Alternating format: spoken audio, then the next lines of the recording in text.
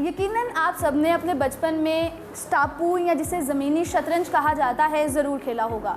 ये वो खेल है जिससे हमारे माजी की हसीन यादें ताज़ा होती हैं, मगर बदकिस्मती से हमने देखा कि गुज़रते वक्त के साथ साथ जैसे ही हम डिजिटल गेम्स की तरफ गए तो ये वाली गेम्स कहीं खो गई। यकीनन मुझे याद है कि जब हम अपने बचपन में स्कूल्स में ब्रेक टाइम के दौरान अपने दोस्तों के साथ जो है वो स्टापू या फिर मुख्तलिफ गेम्स खेलते थे। अभी भी मैं गुजरांवाला के एक स्कूल में मौजूद हूँ जहाँ पर ब्रेक टाइम के दौरान छोटे छोटे बच्चे जो है वो स्टापू खेल रहे हैं।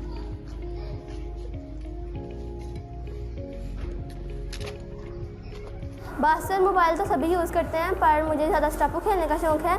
जब हमारे स्कूल में ब्रेक होती है तब मैं और मेरी चंद दोस्तें मिलकर ऊपर जाते हैं और स्टापू खेलते हैं। वैसे तो मुझे और भी गेम्स बहुत पसंद हैं, लेकिन सबसे ज़्यादा जो गेम पसंद है वो है एकली पीकली, एक लड़की बाग में बैठी। वैसे तो काफ़ी मेरे फ्रेंड्स को स्टापू बहुत पसंद है, उनके साथ मैं स्टापू भी खेलती हूँ। ब्रेक टाइम पे हम सारी ऊपर जाती हैं, छत पे जाती हैं, स्टापू बनाकर और खेलती हैं। हमारे टाइम के जो गेम्स थे वो अब हमें कहीं रेयर ही नज़र आते हैं, और आजकल हम देखते हैं बच्चे बहुत ज़्यादा मोबाइल फ़ोन में और सोशल मीडिया में अपने आप को इंगेज किए हुए हैं, और इस वजह से उनका मेंटल हेल्थ बहुत ज़्यादा इफ़ेक्ट कर रही है। और ये एक टाइम था कि जब हम खेल कूद में इन्वॉल्व रहते थे और कुछ ऐसी गेम्स खेला करते थे कि जिसमें बहुत ज़्यादा खेल कूद होती थी, और इसके साथ हमारी फ़िज़िकल हेल्थ बहुत अच्छी रहती थी।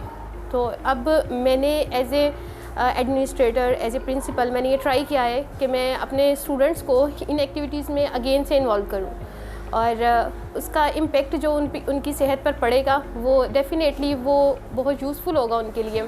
काविश में सरगर्म अमल है कि हमारे स्टूडेंट्स दोबारा से उन एक्टिविटीज़ में इन्वॉल्व हों, ताकि दोबारा से वो उन दिनों की सेहत और उन दिनों का जो मिलजुल कर रहना था वो दोबारा से वापस आ जाए।